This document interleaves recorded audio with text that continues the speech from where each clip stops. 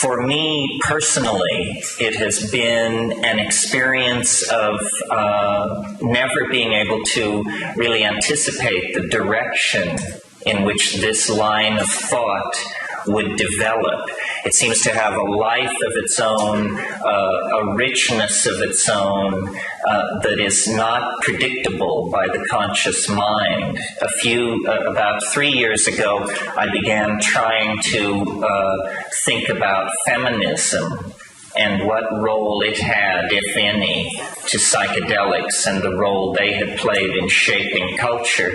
And it seemed at the time to my critics and to some degree to me that it was almost a kind of opportunism.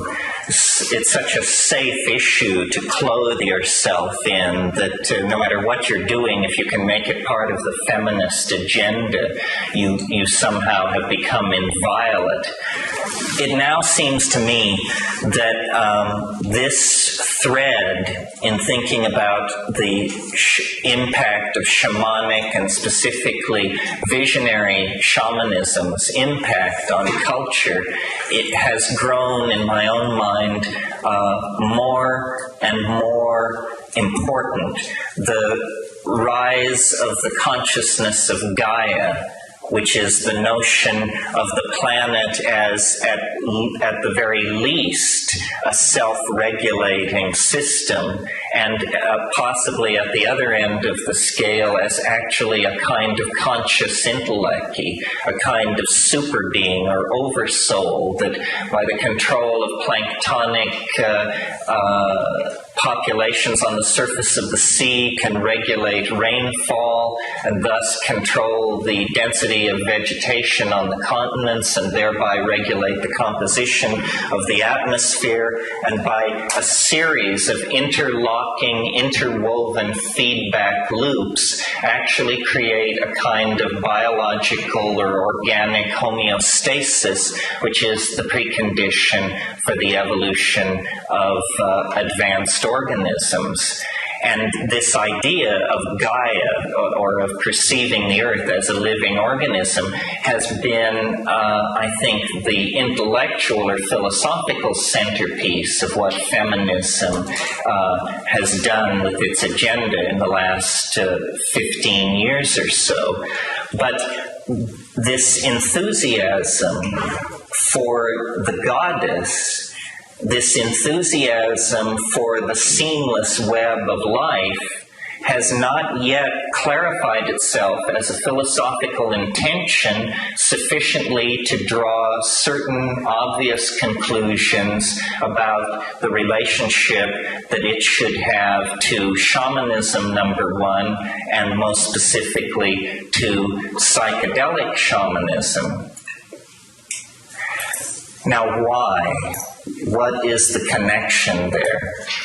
Well, what I would like to suggest is that the condition of cultural neurosis in which we as moderns reside might operationally be described as ego inflation. And that specifically it is the masculine ego that is inflated. Now, the cause for this has been sought by various different commentators on culture, but none of them have suggested that the tumorous growth of the masculine ego as a cultural and individual institution is specifically due to the absence of the dissolving agency of psychoactive ecstasy induced by plants. Do you see where I'm going with this? So that, in fact, the modern enthusiasm for shamanism, and secondarily or in a connected mode with psychedelics, is actually an intuitive feeling back toward this state of non-neurotic empathy that characterized archaic time. and that is what has specifically been lost by the descent into the historical process. And this notion that that something was lost which is tangible then allows us to set a radical reconstructive agenda for society. Because if what was lost was tangible, rather than, say, the goodwill of God Almighty, which is not something tangible, and that's the culture myth, that we lost the goodwill of God Almighty, so we had to leave Eden and descend into toil. But notice that if we take the story of Eden more seriously, more literally, what we're dealing with is a struggle over use and abuse of available psychoactive compounds in the Edenic environment. And that, in fact, the challenge to Yahweh was the challenge of the woman who sought to eat of the fruit of the tree of knowledge, to have the knowledge of good or evil, which would place the man and the woman on an equal footing with God. And this aspiration to gnosis, this desire to transcend the ordinary and penetrate into the realm of existential truth, was enough to get them canned out of Eden. Now I want to cast further back into time and sort of lay the groundwork for this case about the male ego. But before I do that, I want to ask you to review in your own mind for a moment certain curious facts about the religions of Western culture. The tradition of monotheism as it's practiced in the West. First of all, this is the only, and any student of myth who wishes to correct me is welcome to do so, this is the only theogony, the only God system that I know of in which the head honcho has nothing, absolutely nothing to do with women. Does not have a mother, does not have a consort, does not have a daughter. It's a locker room religion from the get-go.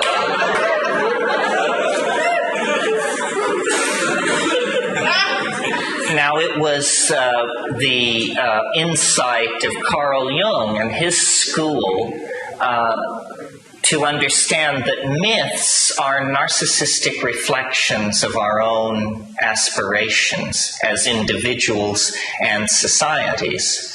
And when you look at the monotheistic hypostatization of God with omnipotence, omniscience, all power, all moral suasion, everything is held in the hands of the Father God, who is characterized by wrath and an obsession with punishment and with the carrying out of what are essentially punishments related to taboos. In other words, sins which are not clearly sins for any reason other than that they are forbidden. And this model of God became the model for the personalities, the atomic personalities that were creating the civilizations that worshipped in this fashion. In other words, that became a way to be omniscient, omnipresent, brooking no opposition, swift to punish, stern in all demands, so forth and so on. And this shift, and it was a shift because the pre-pottery Neolithic level in the Middle East seems very clearly and generally to be a goddess culture, a religion based on pastoralism and a large amount of gathering integrated into hunting. That goddess-oriented wandering pastoral religion gave way to the fixed settlement, Neolithic, male-dominated model that in its many adumbrations has persisted into the present moment. Well, as I said, I believe the reasons for this lie further in the past, in the moments of human emergence that occurred 15, 20,000 years before the appearance of the goddess cultures in the ancient Near East. The critical moment, I believe, occurred in Africa during the process of the desertification of the African continent. The previously arboreal pack hunting or arboreal primates descended onto the grasslands, which was an environment of increased nutritional pressure. And there, bipedalism, binocular vision, the opposable thumb, which had probably existed earlier, all these things were channeled into creating a highly efficient, omnivorous, pack-hunting creature. And the key word here is omnivorous. One of the great and unexplained lacunas in modern evolutionary theory is that evolutionary primatologists have not made any attempt to discuss the impact on human evolution of changes in diet, which were swift and unusual in this evolving grassland situation. Let me explain what I mean. Most animals have a very selective and restricted diet. So consequently, whatever the chemical composition of that diet, over millions of years of exposure, the animal forms a relationship of adaptability to whatever its food source is. When an animal population becomes omnivorous under pressure on the availability of nutrition, suddenly the animal begins to test for possible food sources in the environment. Well, this testing for food sources in the environment introduces a vast number of mutagenic compounds into the bodies of these animals. Not only psychoactive compounds, but depressants, stimulants, things which interfere with RNA transcription, things which enhance or suppress the immune system, things which retard or clarify vision, things which suppress appetite, things which interfere with the estrous cycle. Remind yourself for a moment that orthonovum and the birth control pills are all derived, the compounds in those pills are derived from Dioscorea plants grown in huge plantations in Mexico, a kind of tropical yam.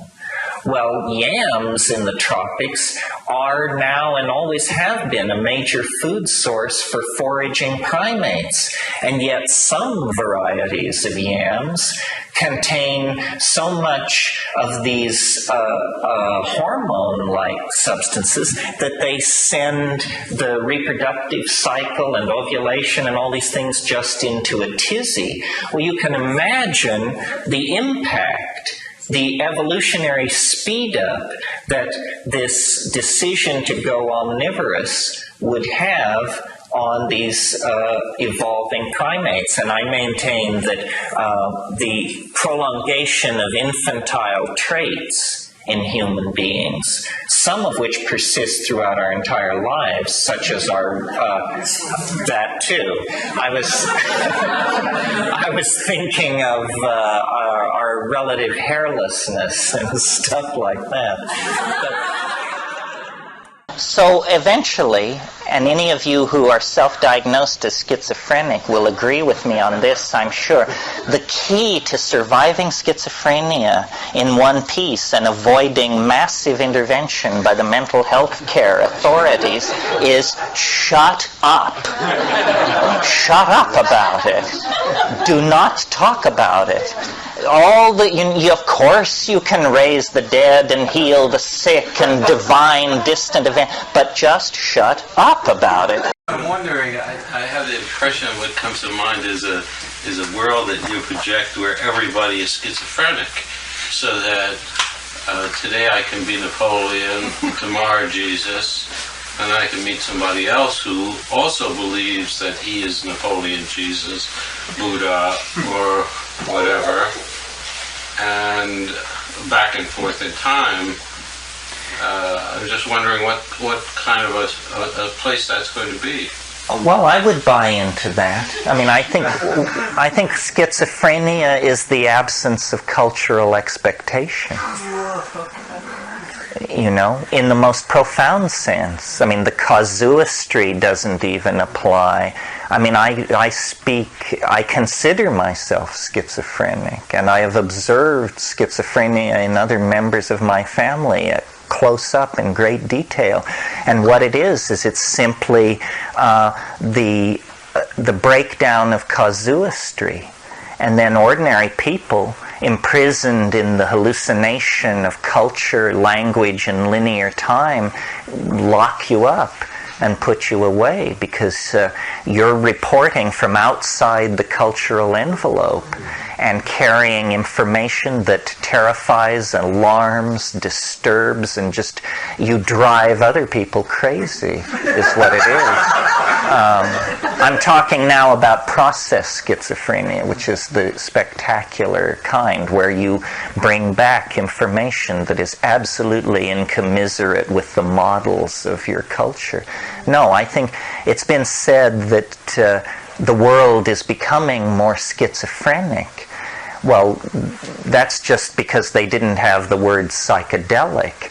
A psychedelic experience is essentially a kind of schizophrenia, and the people who in the early phase of psychedelic research, they wanted to call it a psychotomimetic, meaning it mimics psychosis. It doesn't mimic psychosis, it's a schizomimetic of some sort. Psychosis is a whole different pathology. But schizophrenia is simply a category for behavior and insight that the rest of society is unable to do anything with, I think. Yeah, no, that doesn't trouble me at all. I like talking about how I'm schizophrenic. Maybe this answers your criticism that I'm linear and running down and old. I can always go nuts. You know, if all else fails, you can go bananas, I suppose. The schizophrenics return with the great aesthetic visions and the scientific breakthroughs and the poetic understandings. I mean, and it's almost as though they have been aided by the demon artificers. They have taken into their retinue supernatural helpers. And a shaman would say, of course, allies. And I'm sure you all know the way in which schizophrenia and shamanism map together. I mean, our own Julian Silverman is the great pioneer in the one-to-one mapping of shamanism and schizophrenia. And years ago, when I was completely bananas, every time they would approach from three sides with nets, I had Julian's paper called Shamanism and Schizophrenia, and I could quote it chapter and verse and back them off because what is called the initiatory crisis in shamanism is nothing more than a schizophrenic break with ordinary reality. The problem is we freak out completely and rush to drug people and give them electroshock and tie them down and slap them around. Well, so then the unfolding of the process is interrupted, and it's as though though you were to, perform surgery on a fetus or something and then be amazed when it turns out a monstrosity. When, if you would just have left it alone, for crying out loud, it was unfolding along its own creodes of morphological development. This is why people like R.D. Laing seem to me to be the ones who thought most deeply and correctly about schizophrenia. To become schizophrenic is a wonderful, wonderful opportunity. The trick is to make sure that you're nowhere where straight people can get at you. And my schizophrenic episode occurred in the Amazon basin, and it was 5 days march to just a mission. And I've always felt that evading modern mental health care facilities saved my mind. Absolutely. And in a traditional society, it's supported. If someone shows signs because they're dreamy or they hallucinate or they're epileptic or something like that, then this is encouraged and they're put under the care of shamans, and drugs are used to initiate the crisis in some cases. And it's a cause for great rejoicing to have these personalities because in the culture, because they're the antennas for the culture that are contacting the raw stuff of real being and transducing it down into cultural artifacts and institutions that then are useful. It was the styles of Renaissance magic that developed in the wake of the translation of this Hermetic corpus.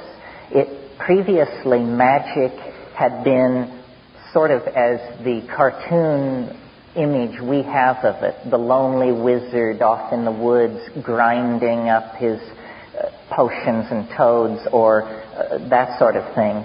But in the Renaissance, in the courts of the Medici court, people like Marcello Ficino and Campanello, and these people took the idea of astrological associations, in other words, that plants and minerals and odors and this sort of thing could all be associated to given zodiacal signs, and they created a theatrical style of magic, a ceremonial magic whereby, say you wanted to counteract a Saturn aspect of some sort, well then by choosing the opposite, the herbs and gems and perfumes associated with the opposite sort of situation and gathering them to you, you could make a model of the universe, a new model of the universe. And they did this in round rooms and built orreries and practiced a kind of ceremonial magic that made them then the companions of princes. And the dark figure of the lonely magician in the woods was replaced by the Renaissance magus, who was manipulating political realities, counseling popes, and taking magical power into his hands specifically for the purpose of counteracting the machinery of fate. It had to do with this idea of if fate is decreed by God's cosmos, but man is the co-creator with God, then by setting up a magical microcosm, the ordinary asterisms, the ordinary influences of astrology can be deflected. And if you're interested in this sort of thing, Dame Frances Yates wrote a wonderful book called Giordano Bruno and the Hermetic Tradition. And there's another book by D.P. Walker called Demonic and Spiritual Magic, from Ficino to Campanella. These are not easy books to find. Try the Bodhi Tree, and William and Victoria Daly down on Melrose can help you out. If they were easy to find, what fun would it be?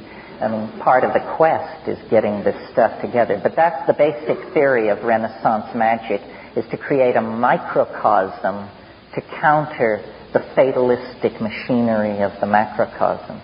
I just want to leave you with one story because it sort of fills out the theme and shows how peculiarly the spirit moves and how the coincidentia positorum is present in so many unexpected situations. I think somewhere in the body of my talk I got to dig in at Cartesian logic or Cartesian rationalism. As you know, modern scientific materialism was founded by René Descartes, French philosopher of the 17th century. But what the historians of science have been at great pains to keep from view is the following story, which is attested to in Descartes' own journals. When he was a young man of about 22 years old, he decided to go soldiering and wenching around Europe, which was something young men of that era did. And he joined a Habsburg army, which was on a mission to lay siege to the city of Prague in Bohemia to suppress what was essentially an alchemical revival. I won't go into the details, but a young prince of the Northern Leagues and his queen, who was the daughter of James of England and was named Elizabeth after her grandmother, had managed to gain control of the empire, had been elected, in fact. He was called Frederick the Elector Palatine. And this Habsburg army was sent to destroy this Protestant alchemical reformation. And it did so, laid siege to the city and killed this young man, and his queen fled to The Hague. And then they retreated across Germany. And on I believe it was the 17th of August of that year, which was 1619, the beginning year of the 30 Years' War, they made camp at Ulm in southern Germany. And just as an aside, Ulm later was the birthplace of Albert Einstein. But that night Descartes had a dream. And in the dream, a radiant angel appeared to him and said, the conquest of nature is to be achieved through number and measure. And in that moment, René Descartes went from being a nobody to being the founder of modern science. Modern science was founded at the direction of an angel, and the angel showed how it was. And to this day, modern science has made all of its strides through the application of number, mathematical analysis, and measure. That is the secret of the scientific conquest of nature. And it's a secret that was imparted to René Descartes by an angelic entity.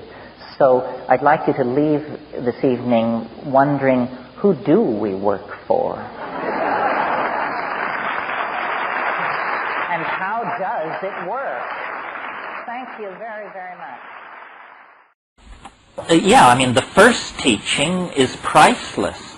It's that the world is beyond your ability to conceive or imagine. So give up any short-term plan to conceive or imagine. I think really the worth in these psychedelics is simply that they allow you to triangulate upon reality. I mean, in other words, if all you've got is awake and asleep, you can't go far with that. But if you've got awake, asleep, and DMT as points, you can build a much more dimensionally rich model of consciousness. I think that it has to do with your own intelligence.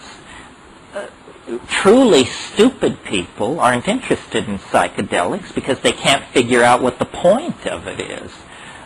It feeds off intelligence. It's a consciousness expanding drug. If you don't have any consciousness, it can't expand it. And I've met people who say, yeah, well, all this stuff and big bugs talk to you and say strange stuff.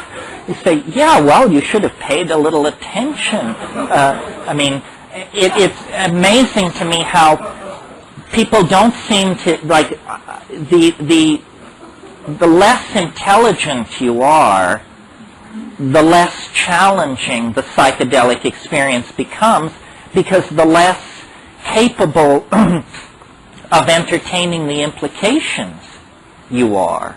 Because you just say, well, yeah, a lot of bright lights, and there's some talking bugs, and spaceships, and I don't know, you know.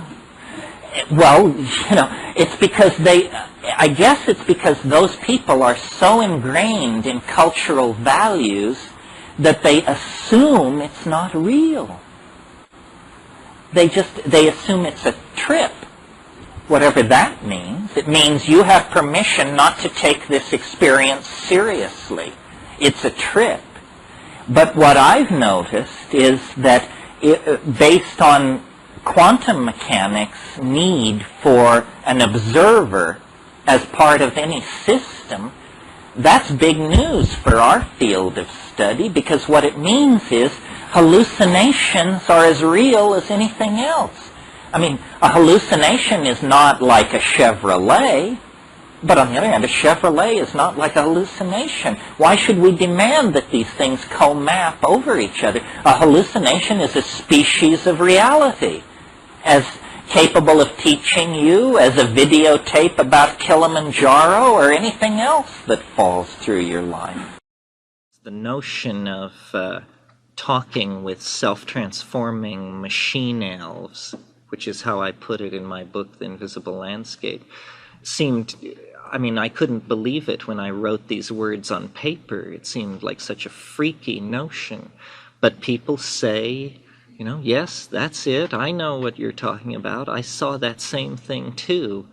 Well, that seems to me to mean that self-transforming machine elves is actually a step forward in language, and that the psychedelic issue is somehow linked to the evolution of language, and that we are not, and in fact the whole culture crisis generally is linked to a direct evolution of language. We have to change the way we speak about reality, and then it will be perceived as different. And this apparently cannot be done by great leaps. It's done incrementally, by introducing a concept here, a word there, a notion somewhere else. But the psychedelicization, if you will, of society and language seems to me was never blunted and goes on apace, and has ever since Leary and Metzner and all those giants back in the Stone Age dumped LSD on American society. I see it everywhere, in design, in music, in fashion, everywhere that doesn't count, someone said to me. It's everywhere but in the control mechanism. But I think the control mechanism is probably the last to get the news. That culture is shedding its skin faster than anyone can anticipate. So this evolution of language thing really interests me. And recently when people have been saying, you know, what do you want to do with it? Where do you want to take it? I'm less interested than I used to be in extraterrestrials, flying saucers, all of that stuff. I still access it regularly. But you see, when I first started publicly speaking, I thought that if people confirmed what I was saying, the obligation would somehow leave me to do anything about it, and it would be like NASA would take care of it or something like that.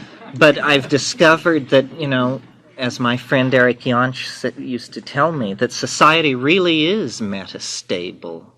That, you know, I'm perfectly free to say these outlandish things, and you're perfectly free to believe them and to say them to your friends, and it doesn't matter a bit, apparently.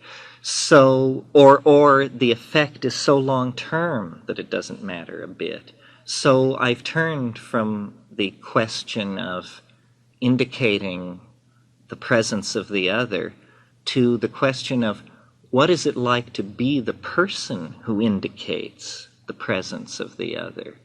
And so I'm more interested in the transformation of the quality of daily experience. Psychic, piecemeal, ruled by synchronicity, one of the most interesting things, I'll tell this story and then we can go to lunch, because I think, science has great pretensions about itself. I mean, it basically regards itself as a meta-theory. It regards itself as capable of passing judgment on all other theories. They are supposed to submit themselves to science to be told whether they're real or not. Yeah, like a religion. Well, how many people know modern science was founded by René Descartes in the early 17th century. What were the circumstances under which Descartes founded modern science? René Descartes was a 19-year-old, basically ne'er-do-well, and he decided that he would go wenching and soldiering across Europe, which was a thing that young men of certain class did at that time. And so he joined a Habsburg army that was laying siege to Prague in the summer of 1619, and after they had taken care of the problem there in Prague, this Habsburg army began to retreat across southern Germany. And on the evening of, now there's a lot of arm wrestling about this, but let's just say the 17th of August, 1619, this army made camp near the little town of Ulm in southern Germany, which, synchronicity freaks, pay attention, Ulm will later be the birthplace of Albert Einstein. Worth noting. But that night, Descartes, in the barracks, had a dream. And an angel appeared to him. And the angel said, the conquest of nature is to be achieved through number and measurement. And he was thunderstruck. He took that angelic revelation and turned it into modern science. Modern science was founded by an angel. They don't tell you this at MIT. It's astonishing how things which claim roots in rationalism are actually among some of the most irrational productions in the historical continuum. It appears that our development, our history, our histories have always been created at the promptings of invisible voices. I mean, Socrates, who is at the very center of what's called thinking by Western civilization, Socrates had a demon, D-E-A-M-O-N. It was a little voice. It was his crap detector. It told him the difference between profound philosophical thinking and bullpucky. And so, the edifice of Western thinking built on Platonism owes its debt to an invisible agency speaking from hyperspace. So does modern science a la Descartes. How much more of this? I mean, we don't care if artists talk to angels because our definition of them is that they're screwballs.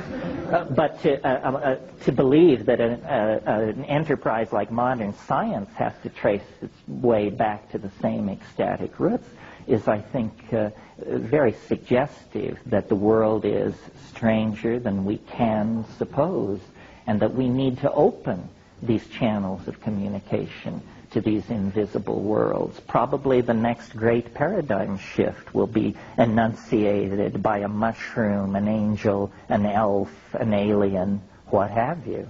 I mean, I don't have answers for these things. This is the business of theologians, basically, to tell us where we are in this universal machine. But I think that what we can do to enrich our experience and to feed data into our heuristic models is to begin to think in terms of language as the material that we need to work with, instead of public opinion or matter or even energy. It's meaning that we need to coax into our lives. Number one, as meaning, enters our lives individually, we become more capable of raising our voices, both in joyous song and in political protest, if necessary. My whole shtick, and the whole shtick of the psychedelic experience, I think, is reclaim immediate experience. Realize that you outvote all parliaments, police forces, and major newspapers on the planet. Because, who knows, they may be illusions. Complicated phenomenological forms of analysis can be carried out to show that their existence is in considerable doubt. But if you carry out this phenomenological reduction, you will discover that it reinforces the notion that you must actually exist and be real. So therefore, you start from that nub of immediate experience and real being, and extrapolation outward should be very provisional. I mean, I don't know how Buddhism handles this. I grant you all a strong possibility of existing, but I'm not nearly as sure about you as I am about me. And I don't think any of you should be more sure of the rest of us than yourself. I mean, the world could be anything, you know? It could be a solid-state matrix of some sort. It could be an illusion. It could be a dream. I mean, it really could be a dream. So it pays to stay on your toes, I think. In practical terms, what does all this come down to, besides that we should speak from the heart, clearly, and with our minds engaged? Well, I think that, remember I said we should see language as the stuff with which we work, rather than matter. And that means creating a technology of the sayable, making the complete understanding of new puns a national priority on a par with weapons development. It means exploring the real implications of substituting Finnegan's Wake for the Constitution, this sort of thing. Because what we're doing, you see, is pulling the beard of the linear printheads who really believe all of this stuff, who really are lost in the labyrinth of the political errors of the last 500 years. It isn't we can't overwhelm them by force of arms, nor should we wish to. They can actually be teased out of existence, because they themselves feel their position to be so ridiculous. It's very interesting how the way the collapse of our enemy in the Soviet Union has exposed the absurdity of our previous positions. All our previous positions are now exposed as absurd, but people don't draw the obvious conclusion. It must also mean then that our present position is absurd. And so it's tremendously liberating. Our culture is ruined. It's a disgrace from which we can now simply walk away. Well, then the question is, into what? And I believe that our persistent fascination with psychedelic states of mind since prehistory forward has been because in the psychedelic state, from the very beginning, there was an anticipation of the very end, and the very end still lies ahead of us. What it is that our nervous system is in the process of evolving us through a linguistic transformation where language, which at the beginning of the process was something that you heard, at the end of the process becomes something that you actually see. And this simple shift from seeing to hearing is the key to our being able to finally recognize each other and communicate. Print and linearity and what's called ear bias for language is what has shattered our sense of ourselves as a collectivity. A positive way of putting it is to say it's also what created the idea of democracy, individual freedom, labor unions, the vote. All of these atomized notions of human obligation and political participation arise out of print. But so do ideas like that we're all alike, because letters from printing presses on pages are all alike. The idea that products should be mass-produced out of mass-produced subunits. This is a printhead notion. It could never have occurred to anyone outside of a printing press culture, and never has. These ideas have imparted to our existence a tremendous material opulence and intellectual poverty and spiritual uniformity. And now, literally, we have to illuminate our civilization. We have to take its shoddy, spiritually empty Bauhaus skeleton and illuminate it, psychedelicize it, let 1,000 paisleys bloom. In other words, release the design process from a commitment to material values. Well, how can you do that? Because the bottom line of material values is the bottom line. It costs. The reason we build in the Bauhaus style, for whatever reason we got into it, we now build in that style because it's the cheapest around. And once you start adding filigrees and changing things, costs soar. How can you do that in a civilization with a cult of democratic values, individualism, and print-created linear uniformity?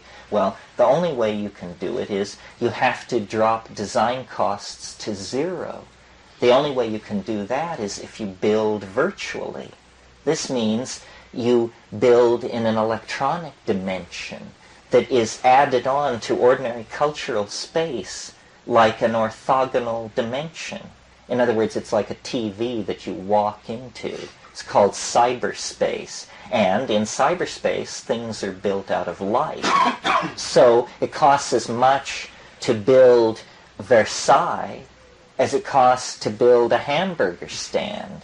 Because Versailles and the hamburger stand are just two programs that look exactly the same on disk. So what this means is that the previous set of class-created values based on the acquisition and control of matter begin to break down. This is already happening in America on one level where, to live as a middle-class person is to live on a better level than the Mughal emperors ever dreamed of. I mean, what Mughal emperor could stride to his refrigerator and see cases of French mineral water, juices from the South Seas, pomegranates from South America? Eat your heart out, Mughal Delhi. No chance. So, in a sense, we're beginning to create this leveling, but we have created it by looting the material resources of the rest of the world. Conceivably, it can be created in a virtual space where we would all live in this world, a rather monkish existence. But, there's that wonderful passage in Finnegan's Wake where he says, he's speaking of the red light district of Dublin, which is called Moycane.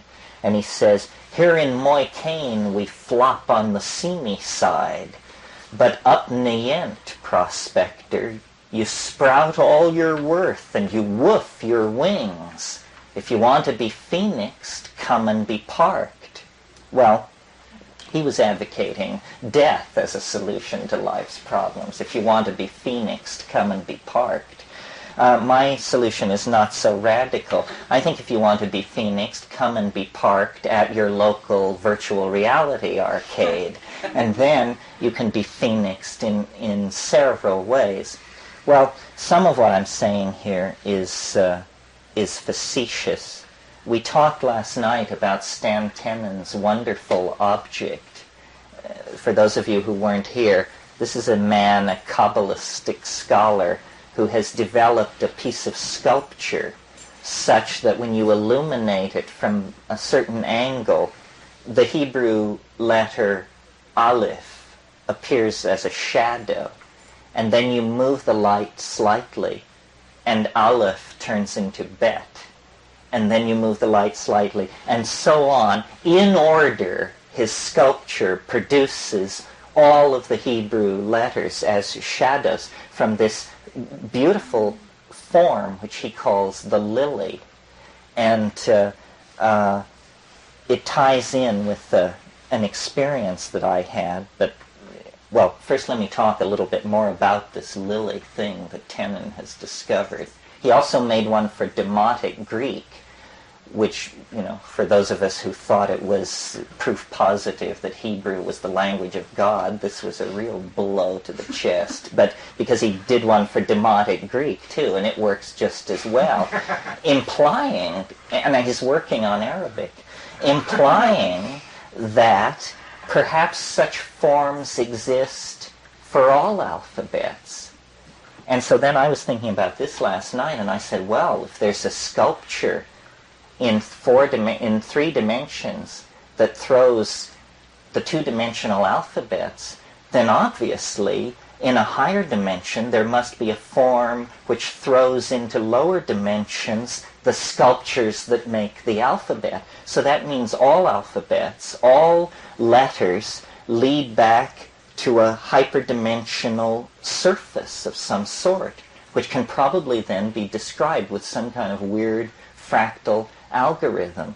And so then I thought, wow, this is a pretty Hebraic vision of what's going on here. We have the alphabets of local languages being generated from higher dimensional objects that are 3-dimensional, that are then referent to still higher dimensional objects that through which the light of God's love passes, scattering out into the radiance of what can be said.